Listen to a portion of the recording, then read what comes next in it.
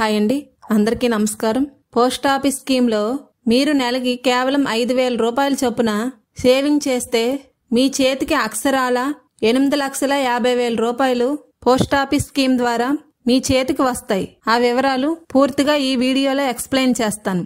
వీడియోని ఎక్కడా స్కిప్ చేయకుండా చివరి వరకు చూడండి. అలాగే ఈ వీడియోని లైక్ చేసి మీ ఫ్రెండ్స్ కి షేర్ చేయగలరు. లాంగ్ టర్మ్ సేవింగ్స్ చేయాలనుకునే వారికి పోస్ట్ ఆఫీస్ స్కీమ్ చాలా బెస్ట్ అని చెప్పుకోవచ్చు. పోస్ట్ ఆఫీస్ రికరింగ్ డిపాజిట్లు అంటే ఆర్డీ నుండి ఎక్కువ ఇంట్రెస్ట్ ను మనం పొందవచ్చు. తక్కువలో 100 రూపాయలు కూడా రికరింగ్ డిపాజిట్ చేసుకోవచ్చు.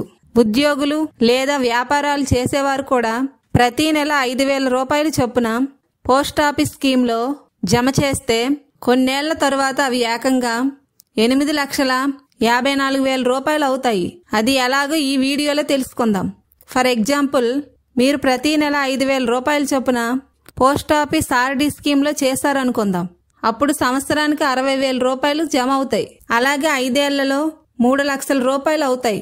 వీటిపై 5 ఏళ్లలో 6.7% ఇంట్రెస్ట్ ఉంటుంది.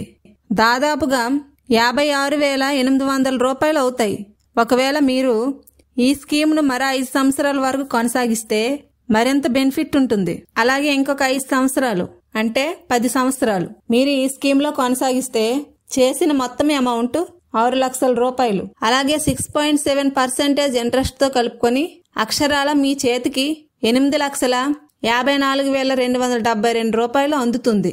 అలాగే ఈ పోస్ట్ ఆఫీస్ ఆర్డీ స్కీమ్ లో మనం ఎంతైతే డిపాజిట్ చేశామో ఆ మొత్తంలో 50% వరకు మనం లోన్ గా తీసుకోవచ్చు.